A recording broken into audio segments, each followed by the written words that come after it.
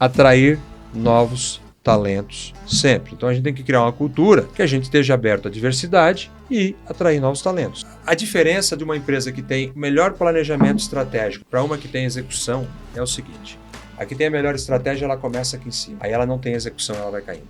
Ela vai caindo e ela define. Mas a empresa que tem execução e não tem estratégia, ela começa aqui embaixo. Mas ela tem execução e ao longo do caminho ela vai acertando a estratégia. Porque ela tem execução. Tocar negócios do jeito que a gente gosta, o camarada tem que ser vira-lata, o camarada tem que ter vindo de baixo, o camarada tem que ter sangue no olho, o camarada tem que morder a mesa, tocar o bumbo, ter capacidade de execução. Eu sou um cara que durmo cedo, tradicionalmente, eu 8 horas estou na cama e acordo às 4, mergulhado dentro do trabalho, 16 horas por dia, 6 dias por semana.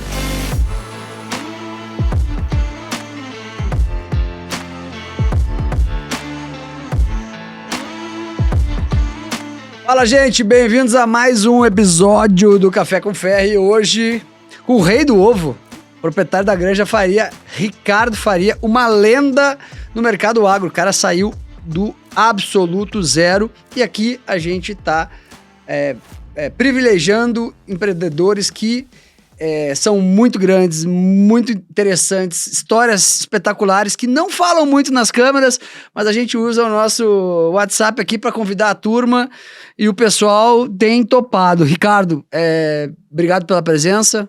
Cá estamos com o Corleta, nosso co-host número 1 do Brasil. Salve, galera!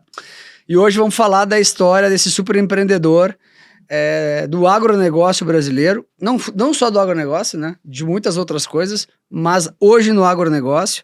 Daqui a pouco vai ter em outro setor. Ricardo, obrigado por atender o nosso pedido. E eu queria começar te perguntando, para tu dar um start sobre a tua história, lá do início, né? Porque eu acho que tu não nasceu em berço esplêndido. Tu é daqueles caras que saíram do zero mesmo, raiz. E eu queria ouvir um pouco da tua história. Boa, cara. Obrigado pelo convite, Corleta. Prazer, Ferri. Prazer também. Tu um entusiasta brasileiro e empreendedor também.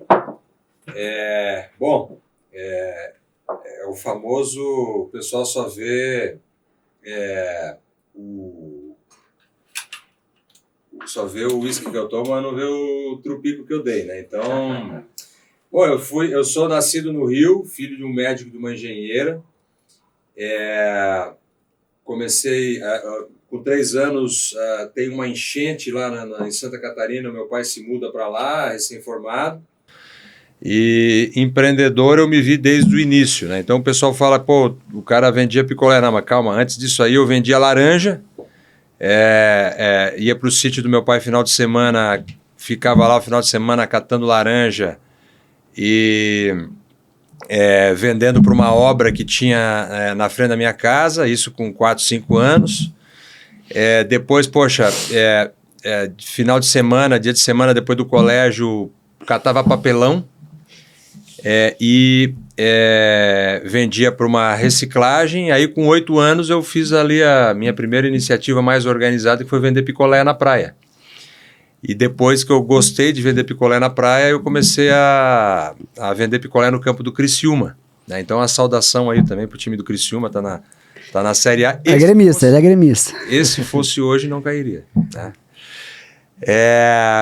Então ali, né, nesse meu episódio de vender picolé, eu entendi que eu não ia trabalhar para ninguém, que eu ia tocar o meu próprio negócio. Mas de uma maneira mais estruturada, o meu primeiro negócio se deu... Eu sou engenheiro agrônomo, formado na Universidade Federal do Rio Grande do Sul. Meu pai sempre dizia que, se passar em federal, beleza, eu pago o aluguel aí e tal. Agora, se não passar em federal, vai trabalhar para pagar a faculdade. Ou seja, não teve moleza já em casa, desde o discurso, né? Então...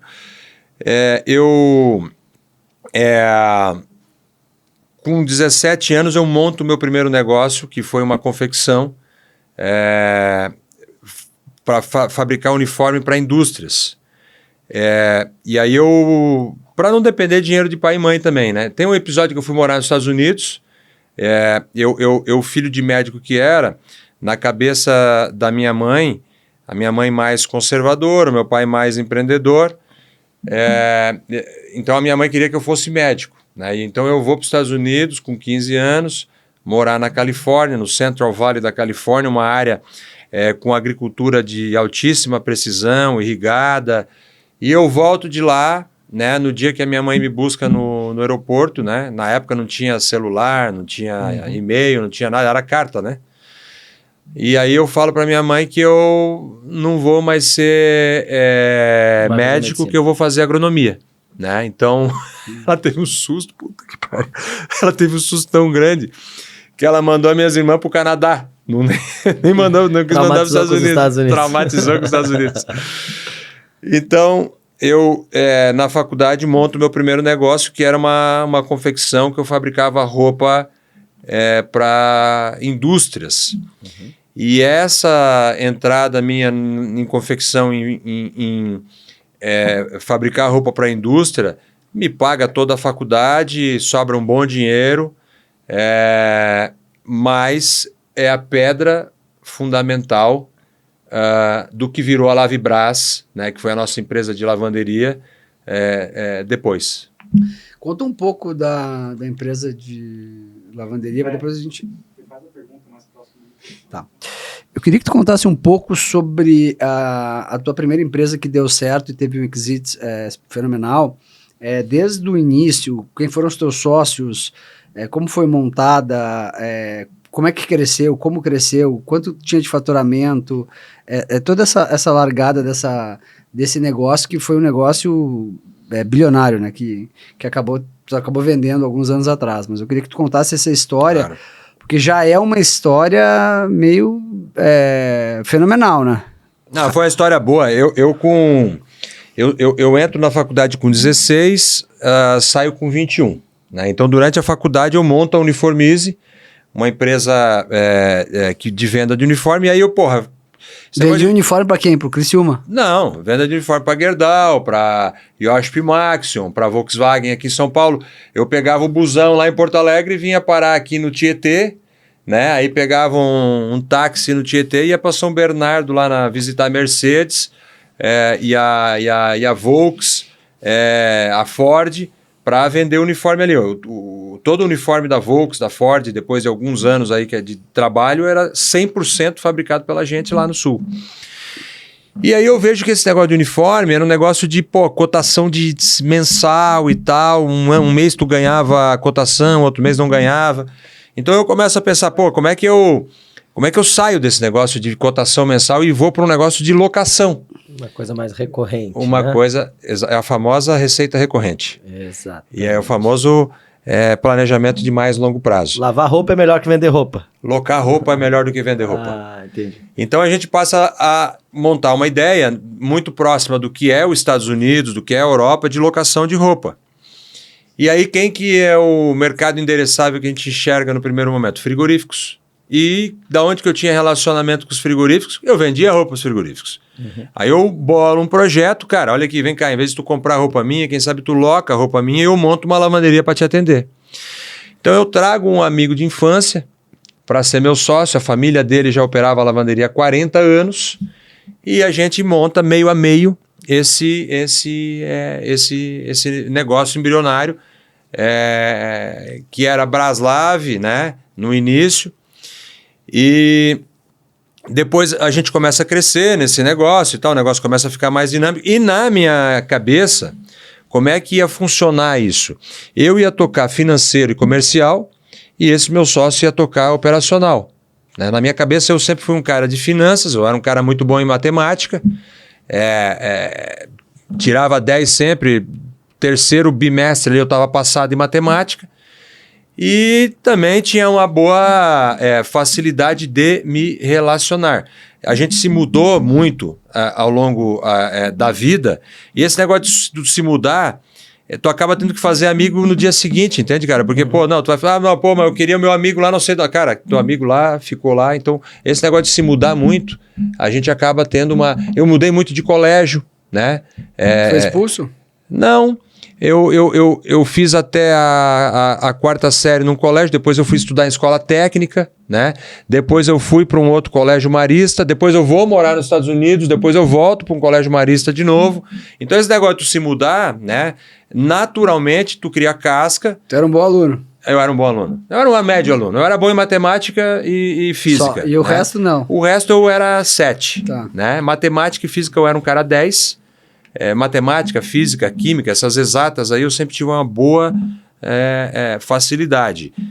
Português, interpretação de texto, esse negócio aí o negócio já era mais sofrido. Acabou na escola de engenharia, né? Igual. É isso. Somos... Então, eu vejo essa possibilidade de migração e o que acontece, cara? A primeira paulada da vida, o meu sócio que eu achava que ia operar, não operava.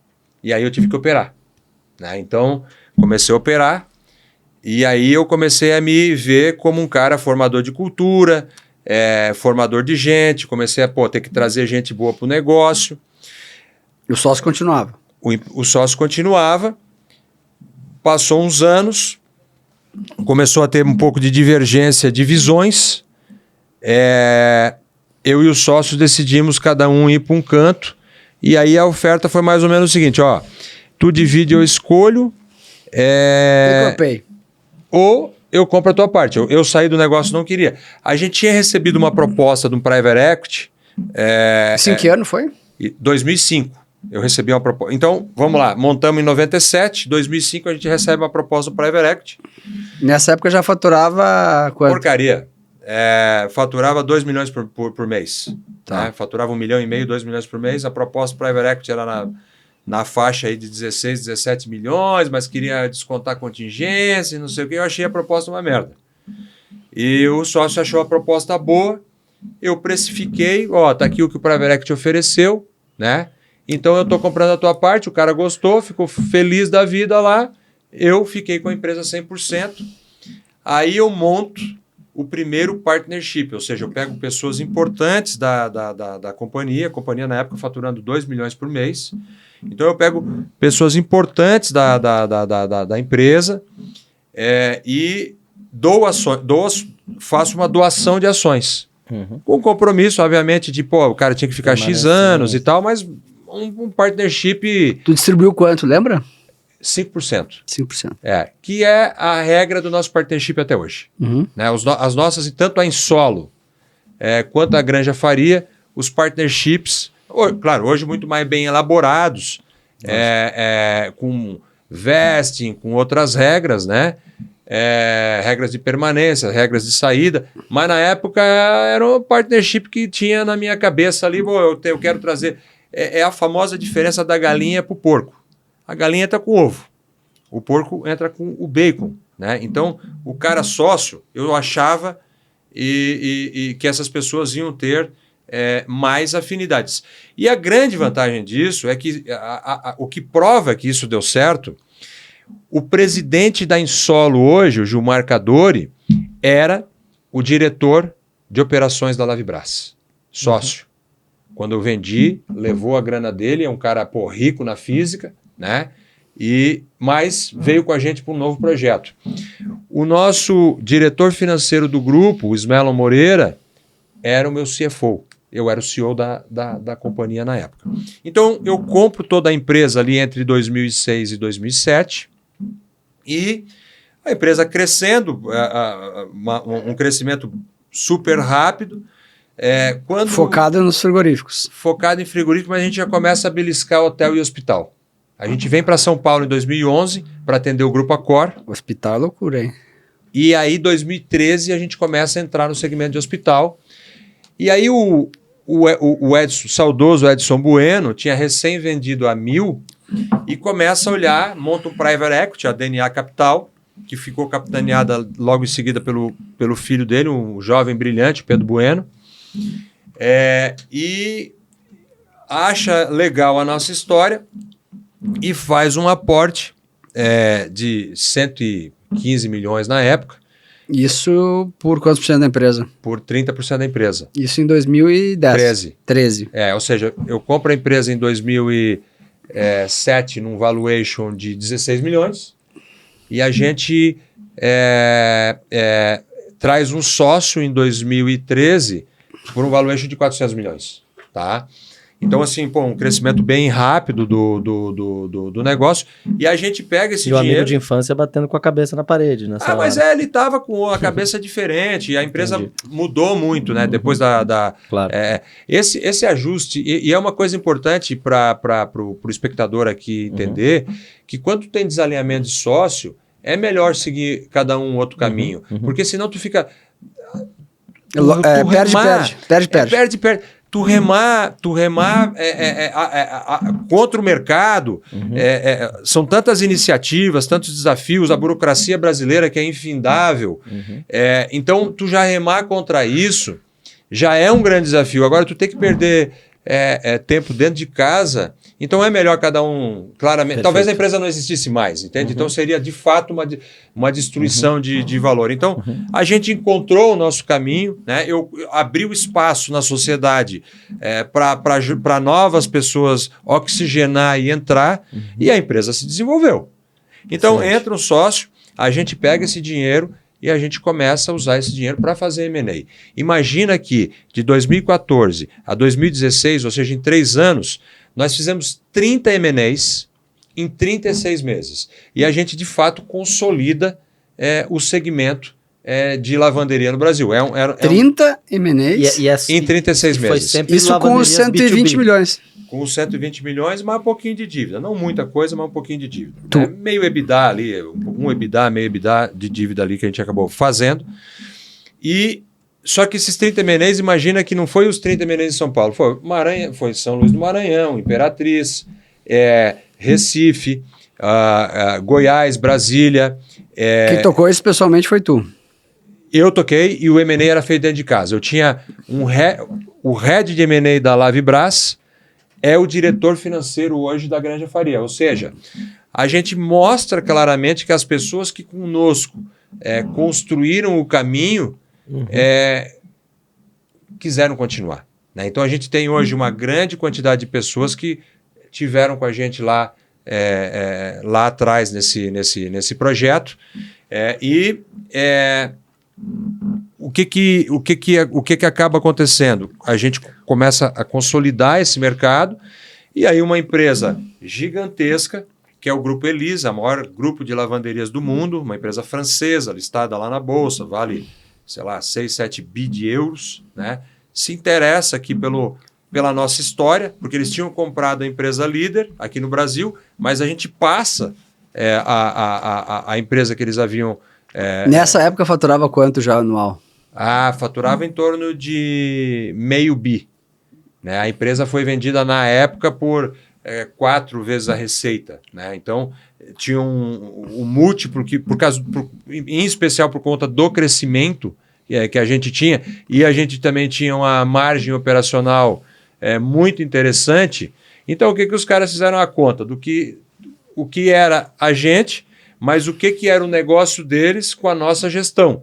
E, de fato, foi. A boa parte das nossas pessoas, né, o nosso sistema operacional, o nosso ERP, foi implementado em todo o grupo aqui no Brasil. Então, isso também deu uma alavancagem operacional para eles muito grande. E, embora, na época, eles tenham pago um múltiplo alto, no dia que eles anunciaram isso, a ação deles cresceu mais de 10% lá na Bolsa na Bolsa Francesa. E a operação deles no Brasil hoje é uma operação super bem sucedida. Né? Então, esse é o ganha-ganha. Essa é a beleza de fazer, de fato, uma companhia... Isso foi em que ano a venda? 2017. E aí tu partiu para a Granja Faria. Então... Já tinha trabalhado... Como é que foi essa transição? E a escolha do business, né? Como você escolheu ir para esse mercado de granja ou fazer uma mudança para o agro... a partir de um negócio que era uma pergunta interessante, né? Porque muitas vezes a gente vê aqueles empreendedores, né, que eu vou fazer aqui um business plan, um aplicativo com inteligência artificial, planejamento estratégico, vou calcular todo o meu mercado endereçável, né? Então, eu quero dizer que eu não tenho preconceito em relação a isso, mas na minha vida não foi assim. Né? Então, na minha vida, vocês viram que uma coisa foi levando a outra. Né? Tu acha Então, que acordar às 5 da manhã e entrar numa bacia cheia de gelo não dá certo? eu acordo às 4, né? Eu só não entro na bacia cheia de gelo, né? Então, eu sou um cara que durmo cedo, tradicionalmente, eu 8 horas estou na cama e acordo às 4, né? Mas essa parte da bacia de gelo aí eu... Você viu que funciona esse negócio de acordar às 4 da manhã? Então, assim, né? Viram que eu tava no negócio do uniforme, viu uma oportunidade de locar roupa, em vez de, vender roupa, nasce a Lavibras, e aí... um dos meus principais clientes na Lavibras era a Perdigão. A Perdigão era uma empresa que eu admirava muito, ela estava lá quebrada lá em 2005, entra um gênio na companhia, Nildemar Sachs, que é um dos meus mentores, uma das pessoas que inspiraram a minha vida, e ele em 2004 decide não produzir mais pintos de um dia. Pinto de um dia é o início da cadeia, o ovo fértil que vira o pinto de um dia. E ele resolve arrumar parceiros. Na hora que ele fala em arrumar parceiros, eu vejo, uma grande empresa, um grande líder, um segmento importante da cadeia, que é o início, eu levanto a mão e falo, eu quero. Mas o que tu entende disso? Nada. Mas vou buscar gente que entenda. Uhum. Então, em 2006 para 2007, nasce a Granja Faria, através de uma parceria nossa com a Perdigão, no qual a gente começa a fazer a multiplicação de ovos para eles. Era paralela à lavanderia. 10 anos antes de vender a Lavibras, você já estava trabalhando com avicultura. Exatamente. Então, a gente começa a fazer essa reprodução de ovos para eles, um projeto pequenininho, no Mato Grosso, em Nova Mutum. Então, nasce o projeto do que depois vira a Granja Faria. Então, esse projeto vai crescendo e aí em 2013 tem uma grande mudança. Qual é a grande mudança? A gente compra uma empresa extremamente tradicional na produção de pinto de um dia chamada Avícola Catarinense, que fica no sul de Santa Catarina. E a gente migra a produção dessa Avícola Catarinense para exportação de ovos. Por quê? Porque deu uma crise na época de gripe aviária e o plantel mexicano foi praticamente dizimado. Teve a gripe aviária mesmo. O mexicano vai para os Estados Unidos e compra o Morris, que era um tradicional exportador de ovo fértil para o mundo. A gente vê esse buraco lá em 2014 e preenche, assim, não tem vácuo no mercado, alguém vai ocupar. Então a gente olha para isso, a gente decide, cara, vamos ocupar nós esse mercado de exportação de ovos. E aí a empresa começa a se transformar. Imagina que de 2012 para 2014, a empresa cresce 9 vezes. Né? E eu, presidente da Lavibras.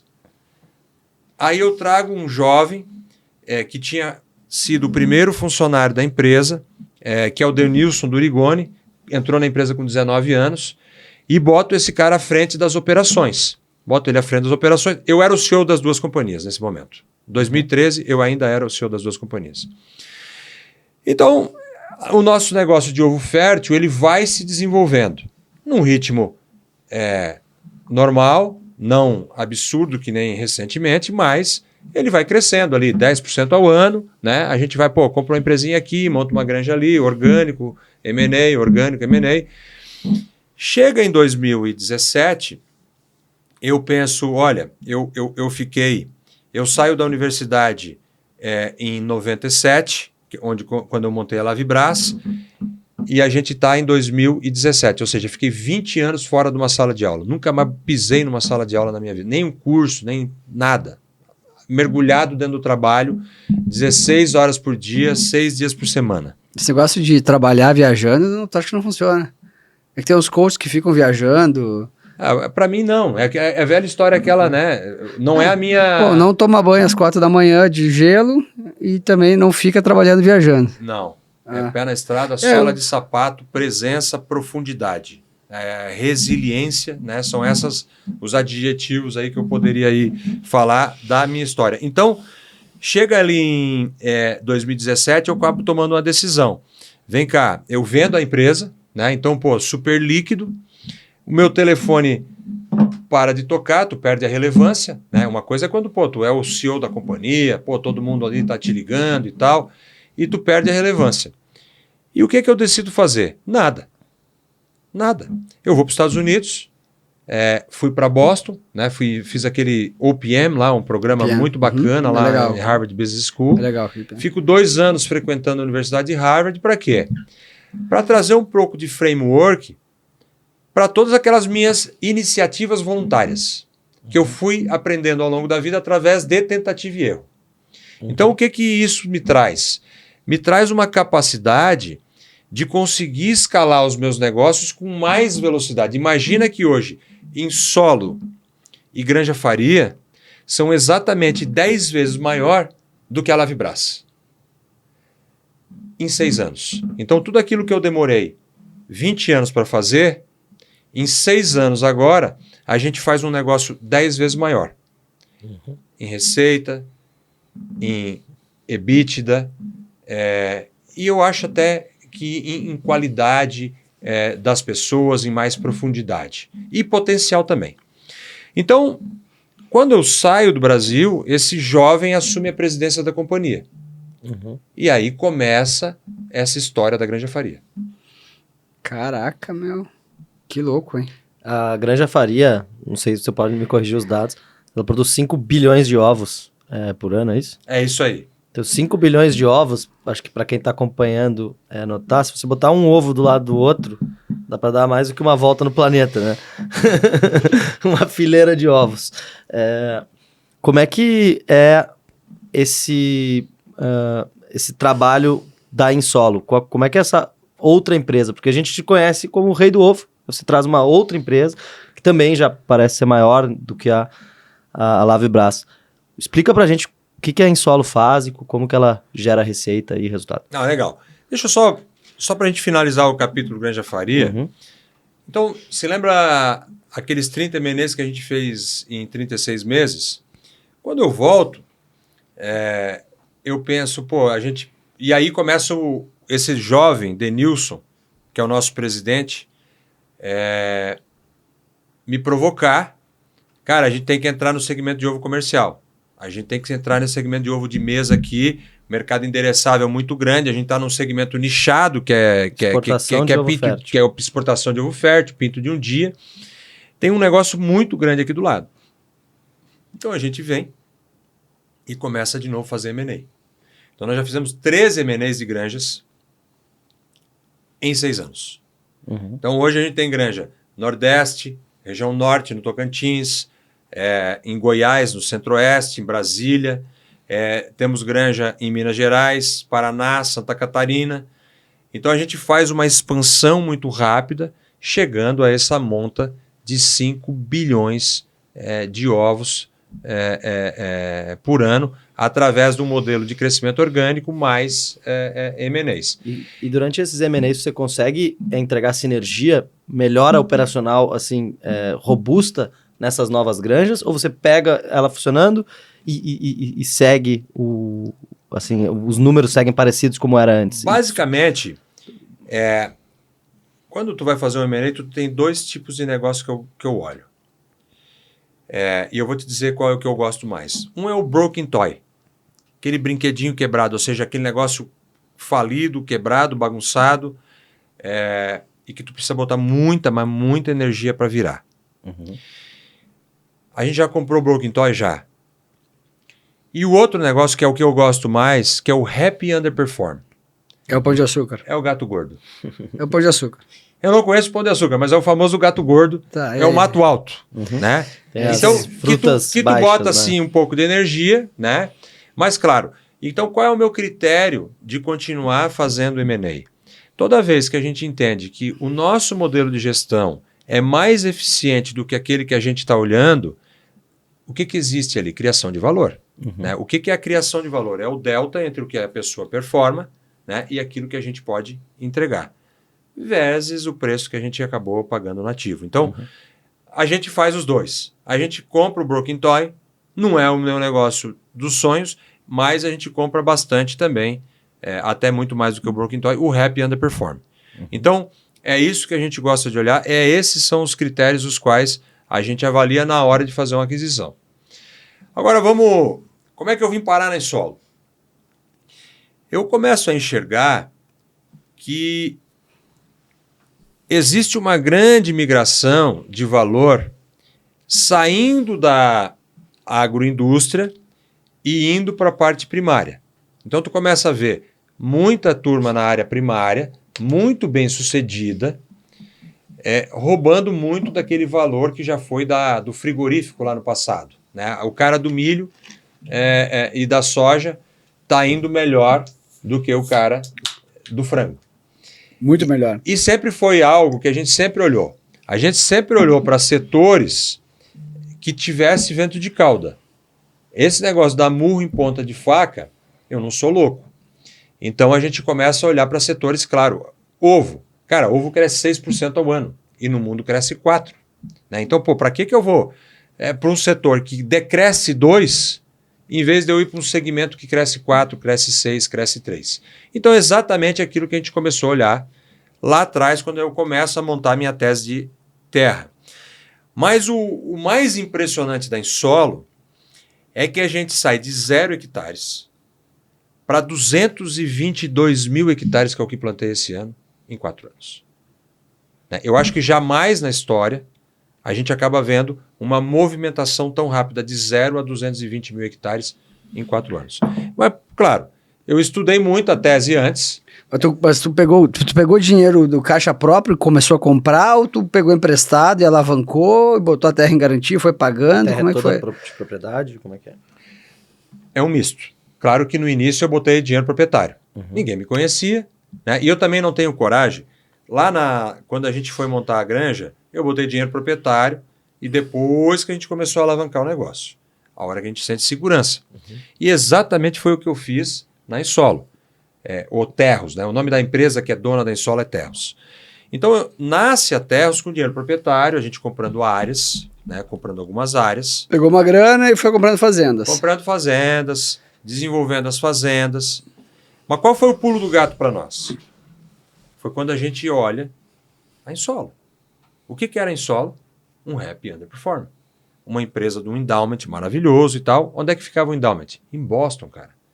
Tu acha que o cara de Boston sabe o que está acontecendo se choveu hoje, se não choveu, se colheu, se não colheu? É mais difícil isso. Então a gente vê uma empresa com um corpo técnico maravilhoso, feito mais de 20 agrônomos, com um padrão de qualidade de Harvard, né? A Insolo pertencia a um endowment de Harvard. E a gente usa, legal, eu tenho agora aqui, o que eu tenho? Eu tenho aqui o meu empreendedorismo, a minha velocidade, a minha vontade, eu ser local. Ser local no Brasil conta muito. Muito. Com excelência operacional da Insolo. Então essa foi a grande alavanca de crescimento do nosso negócio. E aí, claro, na Insolo, eu botei muito dinheiro meu. Tu comprou? Comprei. Pagou quanto? 1.800. O valor é público. Alavancado? Não. Botou e pum. Alavanquei um pouquinho e botei muito. Tá? Então, assim... A Insolo já tinha uma parte desses 222... Claro, né? Tinha muito desses 222. Né? Mas o que a Insolo tinha mais do que o 222... Essa aquisição foi em 2021. 2021. Então, o que a Insolo tinha mais do que... Porque, Ferri, assim, para mim, dinheiro é commodity. Eu não acho que o dinheiro é a coisa mais importante do negócio. Não. Eu acredito em coisas mais profundas. Quais são os pilares? O que é a Insolo? O que é a Granja Faria? E o que a Lavibraz tem em comum? Estratégia bem definida. Estrutura simples. Era a minha pergunta aqui, os 3 principais pilares dos teus negócios. São 6.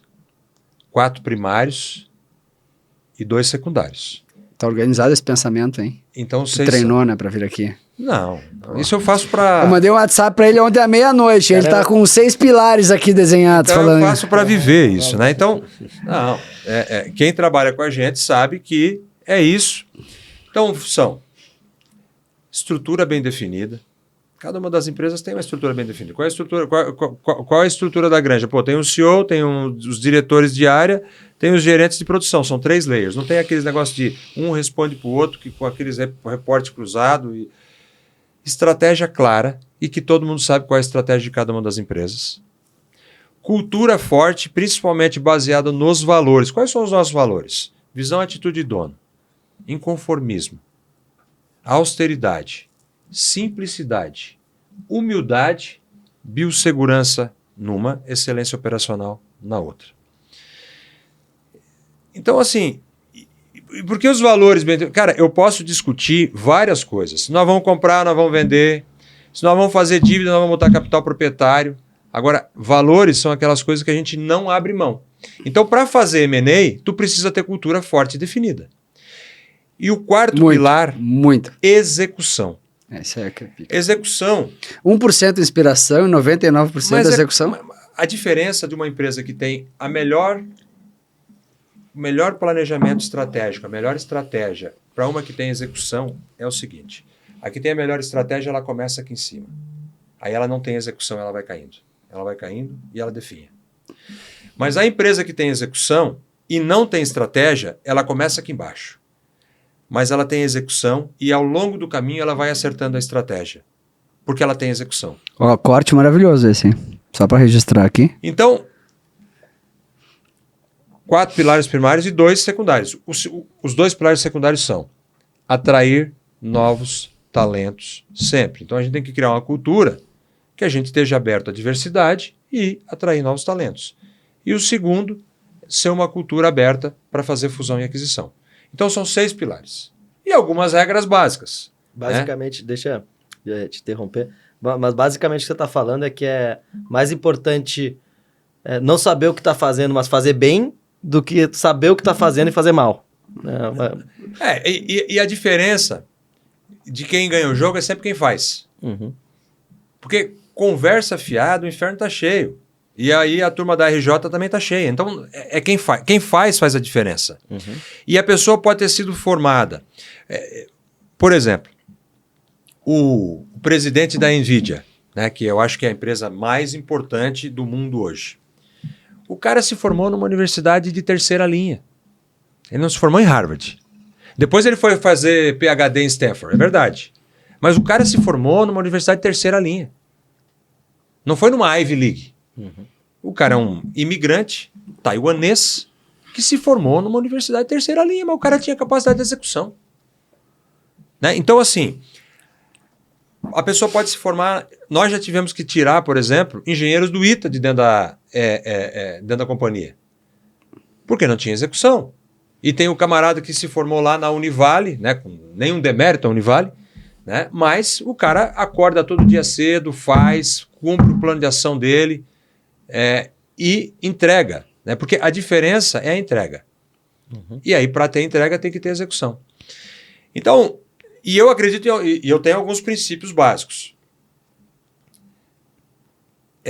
Pessoa AA traz pessoa AA embaixo dela. Traz pessoas melhores.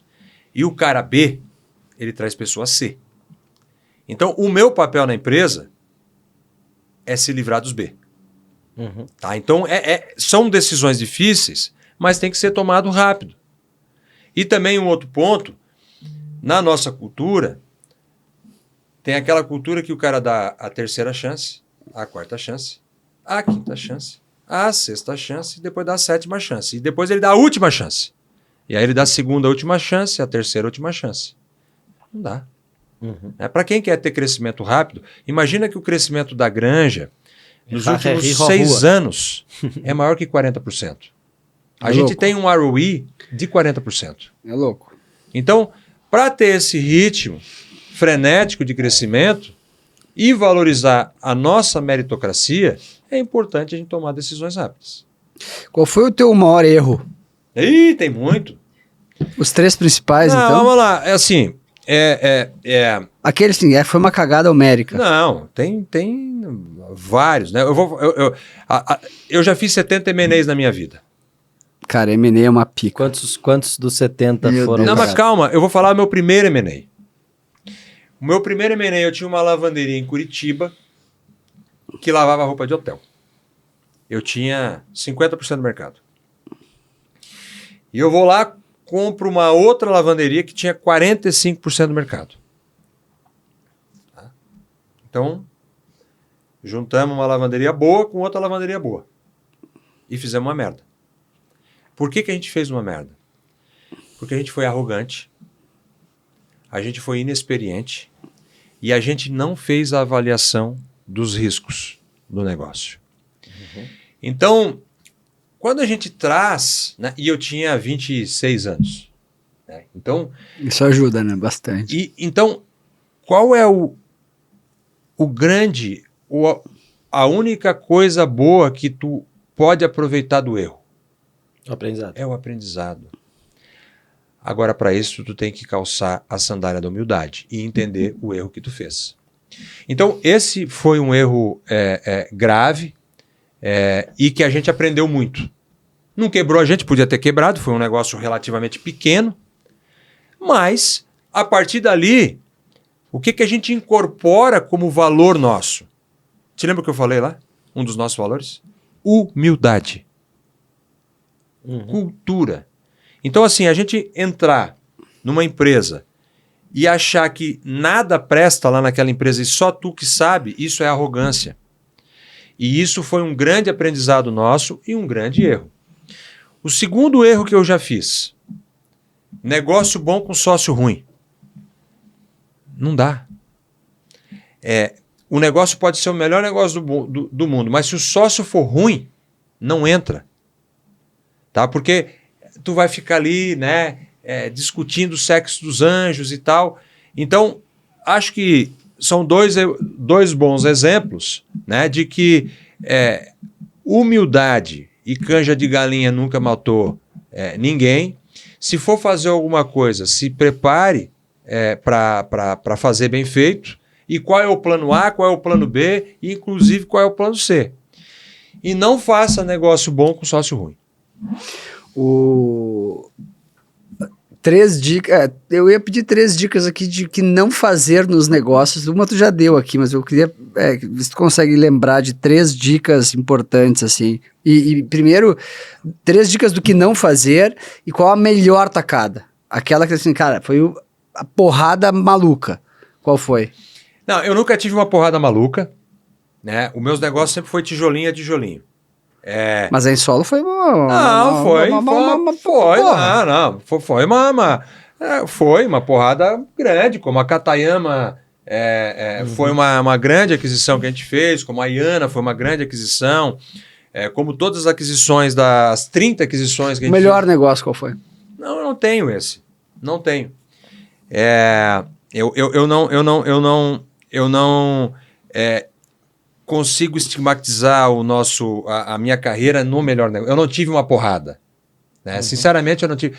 O meu negócio, ele é um negócio de resiliência. Ele é um negócio de um curto prazo de cada vez.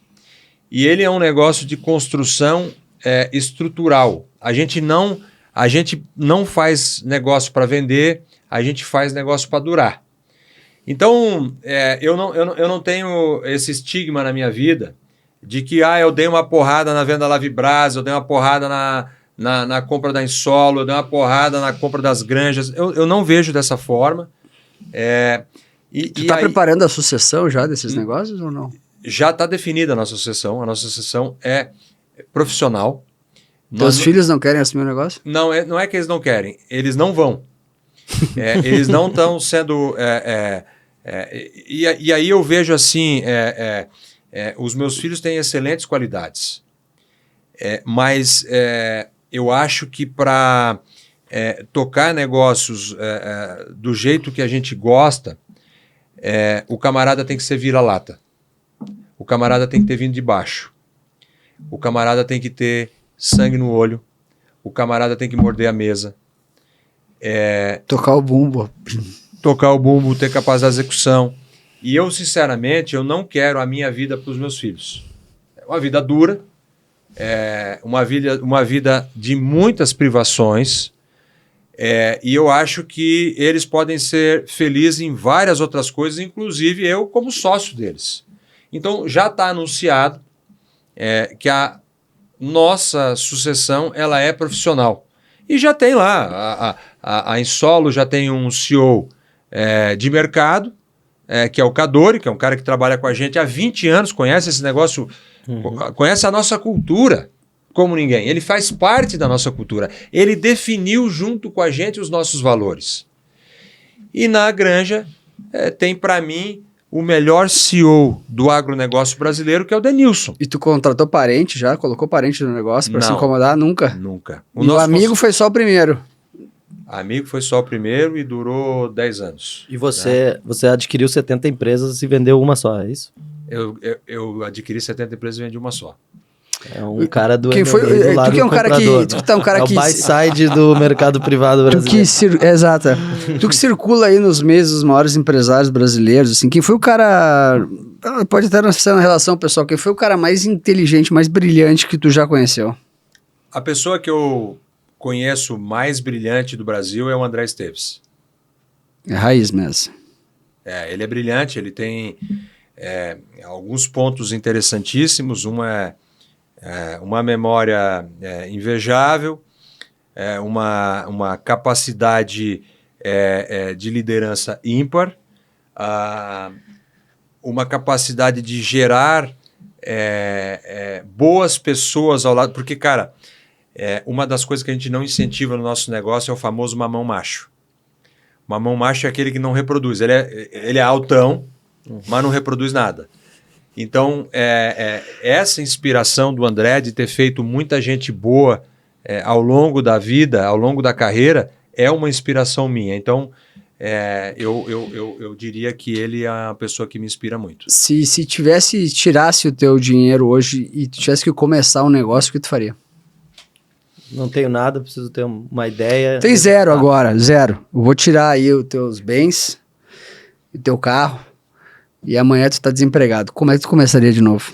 Eu acho que eu mudaria para os Estados Unidos, né? Se eu não tenho nenhuma capacidade de alavancagem aqui, eu vou começar lá vendendo carro lá nos Estados Unidos ou trabalhando em algum negócio como, por exemplo, limpar a casa aí e tal, uma casa atrás da outra e tentar alavancar mais coisas, trazer mais gente junto e de um negócio tentar montar outro e seguir a vida, mas não choraria muito não.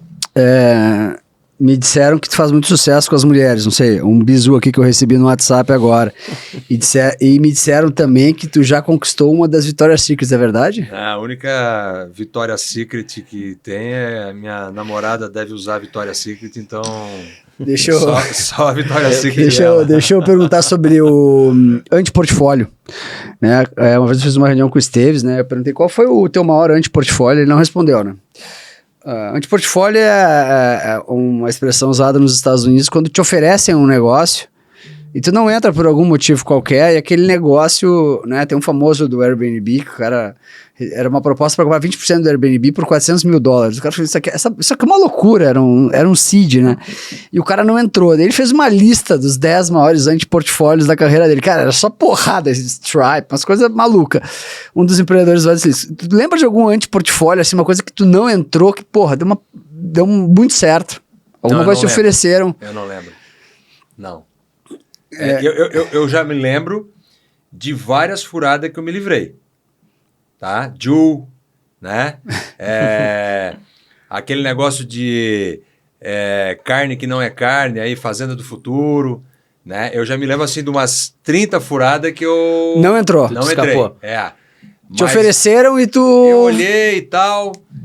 Cara, eu acho que uma das coisas que eu olho, cara, eu sempre penso, como é que vai ser esse negócio daqui a 10 anos? Né? Então, como que eu penso os meus negócios... Como é que eu penso a Insolo daqui a 10 anos? Cara, a Insolo daqui a 10 anos vai ser uma loucura.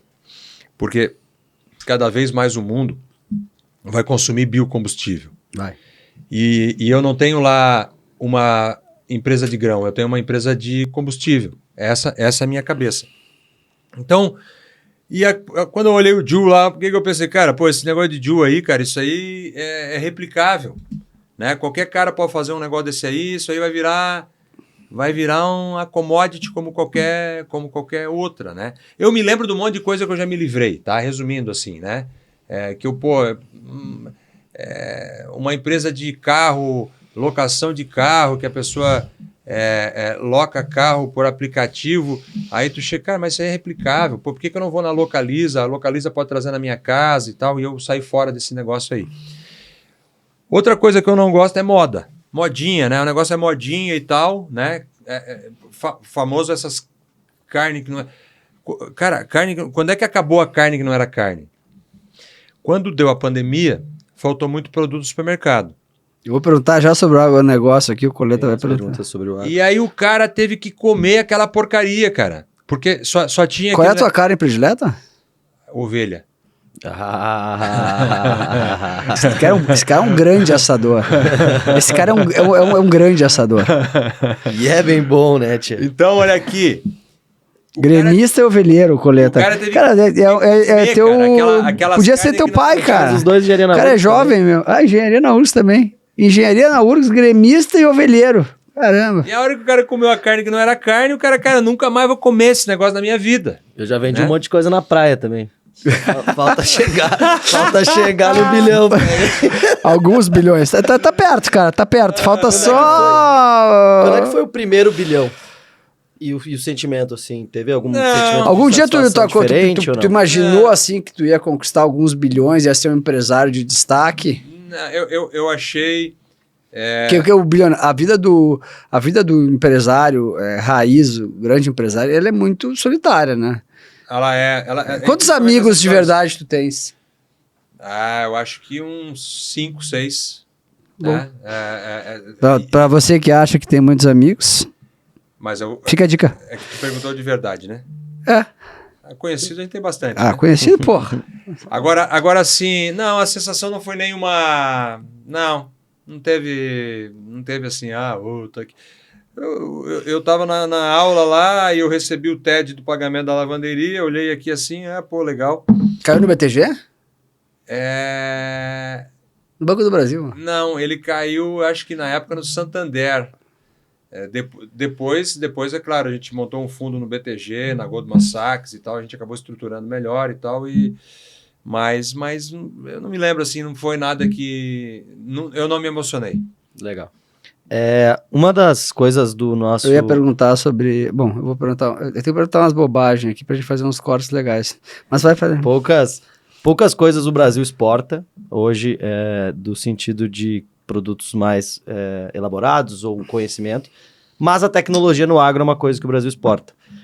Eu queria te perguntar se o agro é tech e qual que é o impacto da tecnologia nas operações e na produtividade do agro brasileiro. O agro não é tech, o agro é absurdamente tech.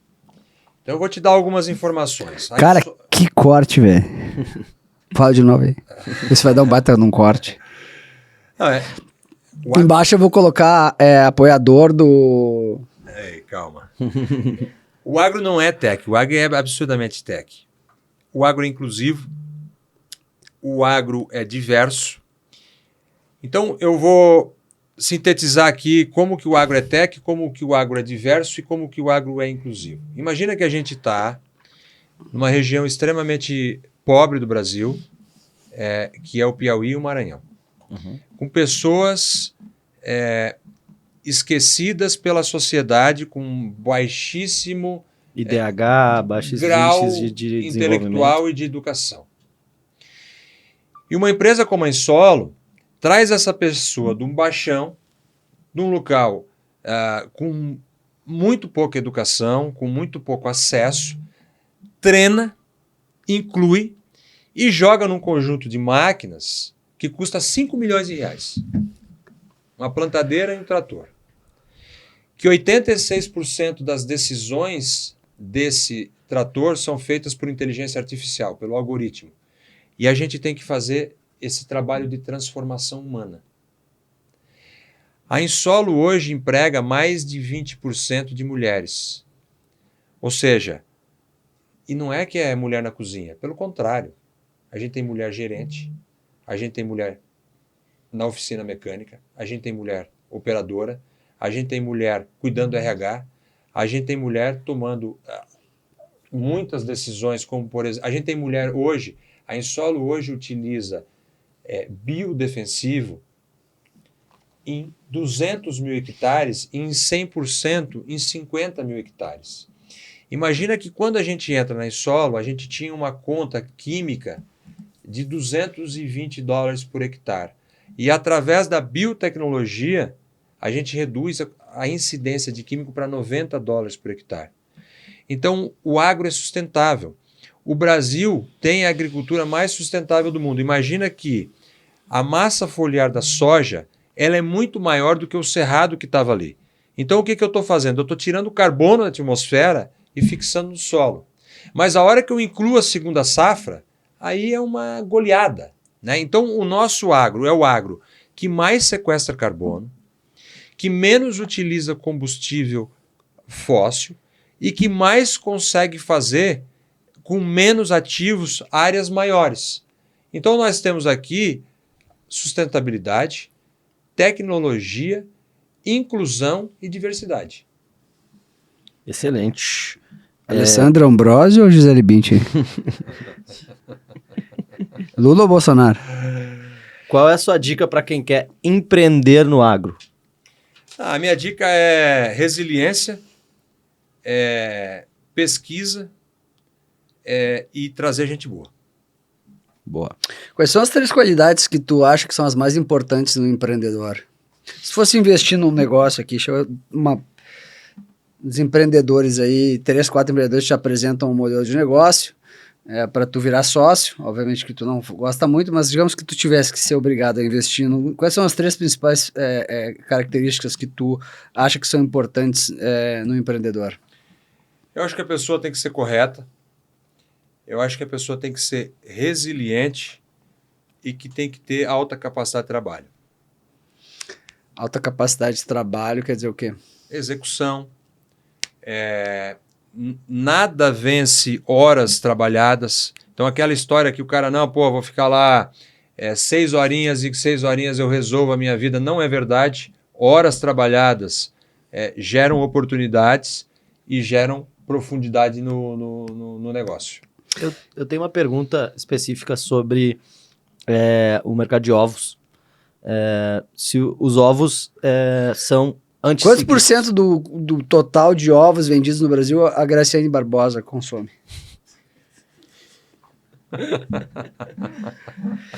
Vou perguntar sobre a separação do Belo da Graciane, que vai afetar o mercado de ovos, porque ela vai parar de consumir ovo, vai cair o faturamento. Cara. Quando os marombeiros, a população de marombeiro começou a crescer... Tu acha que a separação do Belo e da Graciane Barbosa vai afetar o mercado de personal trainer? Eu acho que não. Ela vai continuar comendo. É verdade. Tu quer perguntar aí, Coleta? Eu quero perguntar sobre os ovos alivio, serem cara. Os ovos são anticíclicos, é verdade. Quando a renda das pessoas está caindo, elas tendem a comer mais ovos. E isso é mais um gancho para saber se tu concorda com isso. E qual que é a sensibilidade, a elasticidade da granja essa é uma pergunta com viés político, hein? A economia em geral, hein? Não, quanto mais pior... Ele tá falando que quanto mais pior a economia, mais tu vende ovo. Ou não? Não. O ovo, isso era verdade há 10 anos. Era. Uhum. Porque o ovo era um produto consumido pelas classes menos favorecidas. Uhum. E hoje, e graças a algumas empresas, mas eu vou aqui exaltar a Granja Faria, não em demérito às outras, mas um trabalho importante que a nossa turma vem fazendo, que o ovo acaba virando categoria.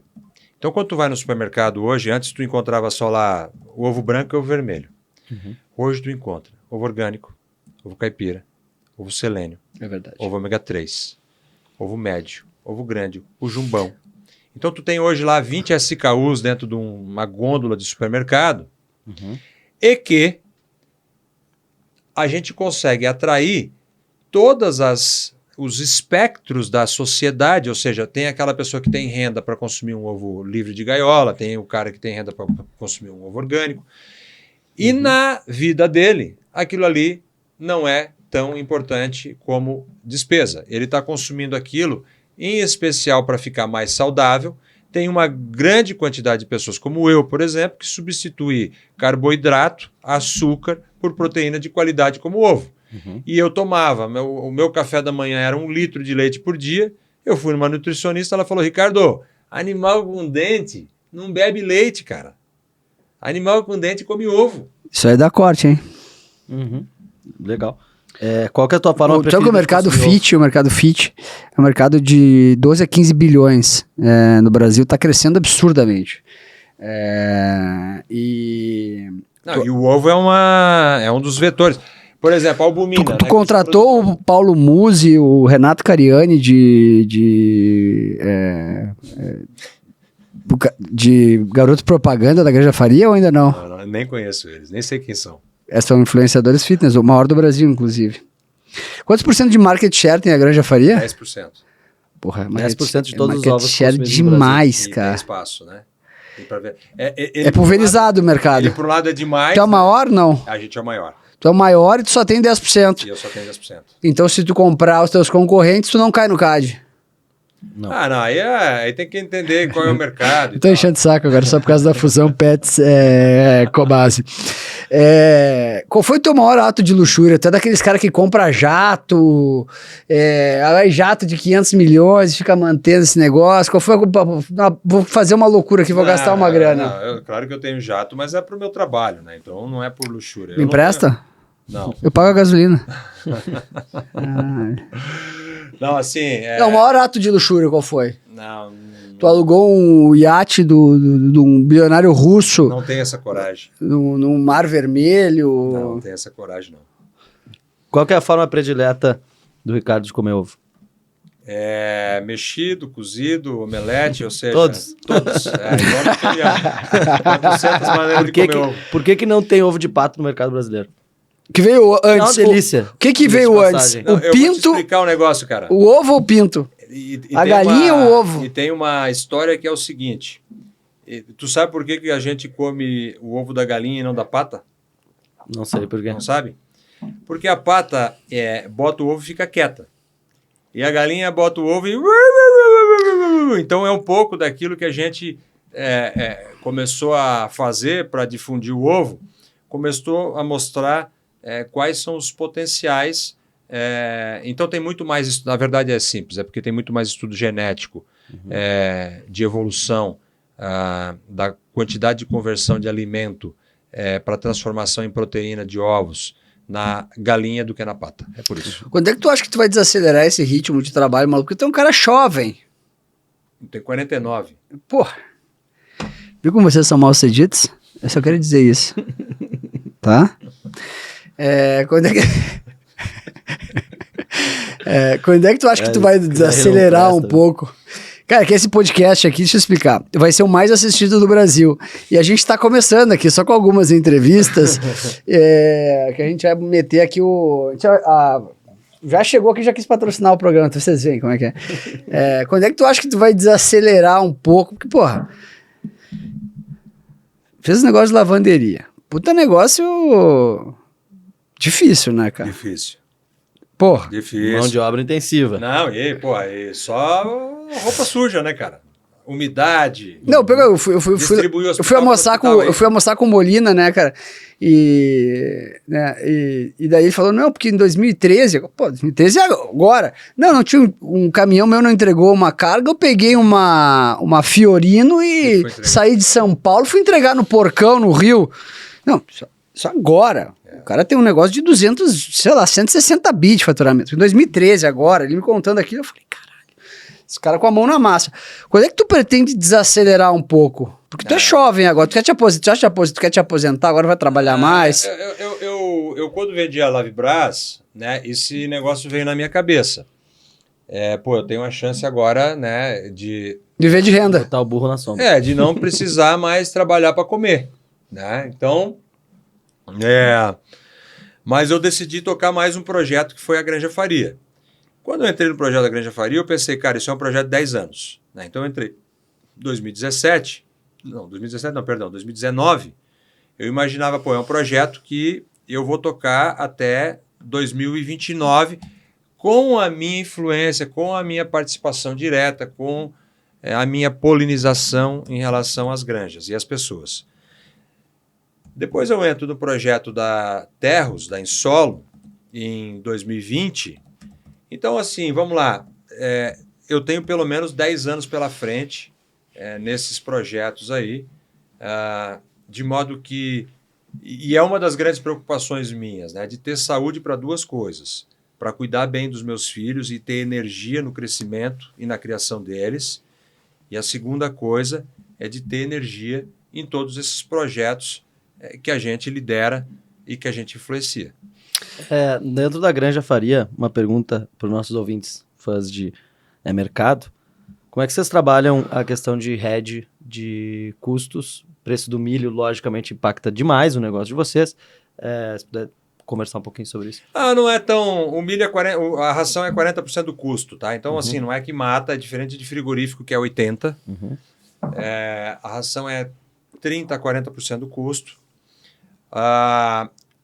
Mas, claro, a gente usa instrumentos como Chicago, instrumentos como BMF e, em especial, contratos futuros com produtores. Né? Então, como a gente depende muito e demanda muito de produto físico, né?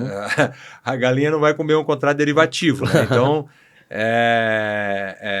então, a gente também tem essa linha de fazer CPRs de longo prazo, financiando produtores, de modo que a gente tenha a garantia dessa produção. Pandemia. Tu prefere investir em terra ou CDI? Em terra. Terra. Depois da pandemia, a gente teve uma super onda de inflação que teve como o ovo como um dos párias, né? Nos Estados Unidos era foto do tanque de gasolina, foto do preço de ovo no supermercado. Culpa do Ricardo. Subiu absurdamente. Como foi a pandemia para vocês? Foi um grande desafio para o empreendedor e em relação aos negócios da granja? Para a granja não foi ruim, né? Porque o que acontece? Por que aconteceu isso com a pandemia? Porque a pessoa usava a sua renda para ir para o cinema, para ir para o teatro, para comprar roupa, para ir para o shopping. Consumir serviços. Exatamente, para o restaurante. E ela acaba utilizando a sua renda para ir para o supermercado. Eu me lembro que na pandemia a minha programação era ir para o Pão de Açúcar, né? Que eu sou, de fato, um cliente do Pão de Açúcar, eu me identifico com o Pão de Açúcar. Pô, e tu é cliente grande do Pão de Açúcar. Eu sou fornecedor. Fornecedor. Cliente eu sou pequenininho, mas, né? Assim. Fornecedor a gente é importante. E aí, claro, isso aumenta. E as pessoas também... Você vê que bilionários vão ao supermercado. E as pessoas também passaram a ter um sentimento de viver com mais saúde. Então, duas coisas que claramente aumentaram o consumo na pandemia. Ovo e suco de laranja. Tu acha que a pessoa consegue, se ela não tem perfil para tomar risco, que tem um risk taker forte, tomador de risco, ela não consegue vencer financeiramente na vida com bastante sucesso, se ela tem aversão ao risco, se ela nasceu sem o DNA do risco, tu acha que ela consegue ganhar dinheiro de verdade? Eu acho que a pessoa que tem aversão a risco, ela não pode empreender. Né? Porque empreender... tomar risco. Cara, nós estamos no Brasil. Né? Isso aqui é uma selva burocrática.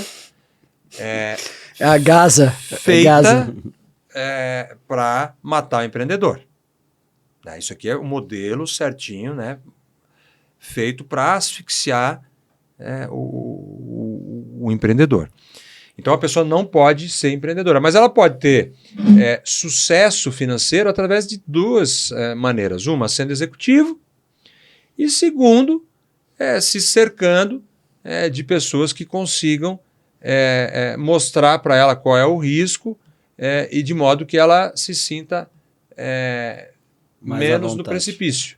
Então, eu acho que, claro que ela não deve e não pode ser empreendedora, mas ela pode ser muito bem sucedida em outras atividades, concurso público, sendo executivo de uma companhia, resumindo, se associando a alguém que tome o risco por ela e se cercando de bom advisor para poder fazer ali o devido investimento. O Brasil é o país do futuro? Eu não acho, não. Eu não acho que isso aqui é uma desgraça, né? Mas eu acho que para a gente ser o país do futuro, a gente precisa de uma série de reformas de modo que o empreendedor se sinta mais incentivado a fazer. Cara, Estado não vai gerar riqueza para ninguém. O Estado ele é aquele ente que ele vai tomar uma parte, né, de cada um dos seus membros. E quando a gente olha qual foi a finalidade, quando a gente estuda Thomas Hobbes, por exemplo, e a gente para que foi feito o Estado, a ideia original do Estado era dar segurança para as pessoas.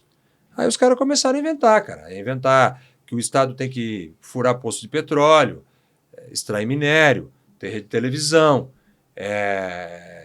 e várias outras coisas. Mas a origem de Thomas Hobbes como pensamento de Estado não foi essa, né? Era garantir segurança para a sua população ter bem-estar. Falando de empreendedores raiz, é verdade que tu recebeu Elon Musk na tua casa para almoçar?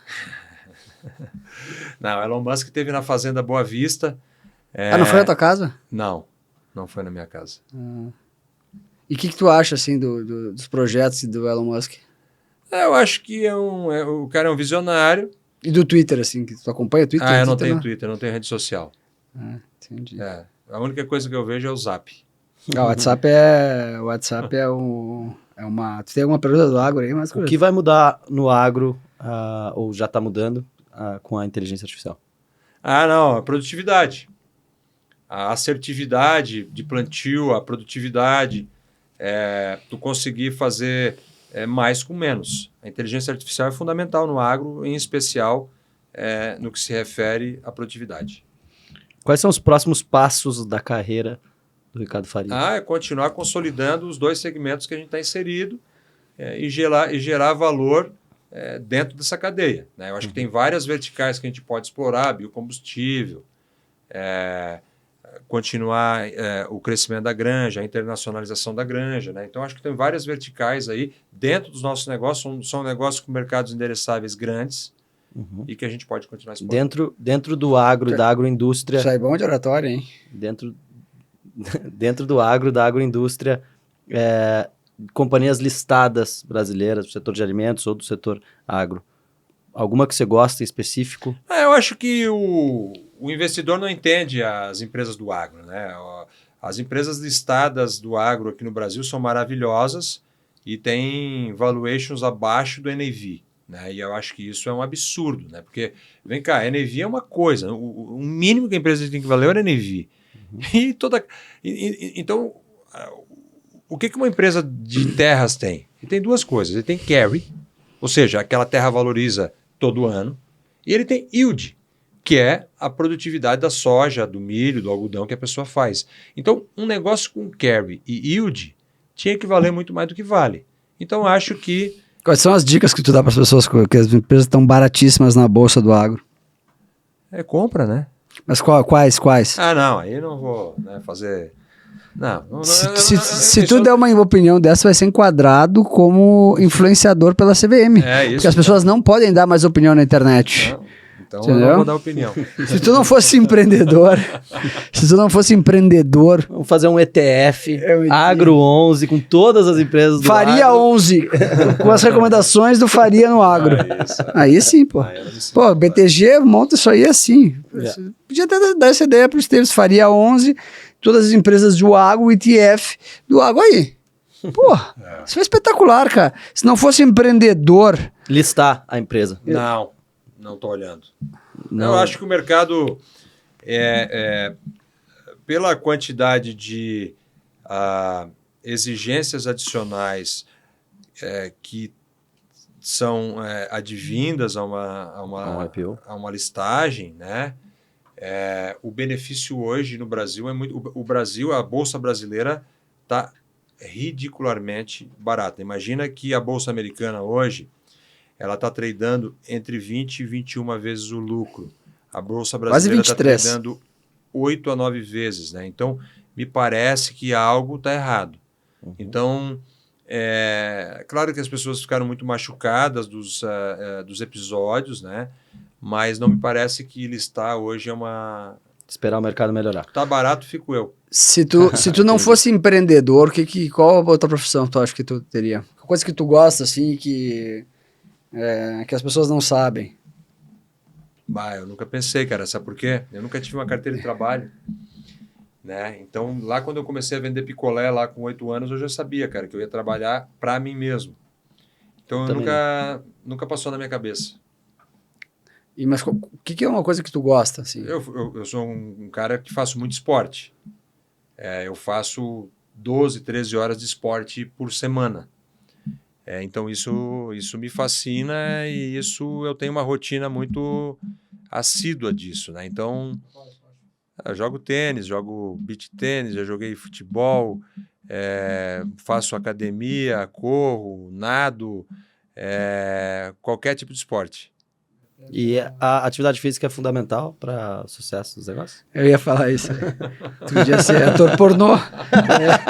Podia ser ator pornô, pô. A atividade física é fundamental, né? A gente para ter esse ritmo frenético, tem que ter físico para aguentar. Sono e atividade física eu acho que é importante. Tu acha que a inteligência artificial ela vai dizimar o mercado de trabalho ao longo do tempo? Porque sabe que o Musk, até foi na tua casa, ele falou que a cada 6 meses a inteligência artificial ela multiplica por 10. É uma loucura. Tu acha que a gente vai viver um tempo olhando para frente de desemprego maciço, onde o Estado vai precisar ajudar muita gente? Eu acho que não. Da mesma maneira que a informática, a digitalização, na época que... eu me lembro claramente da década de 90. E o bug do milênio.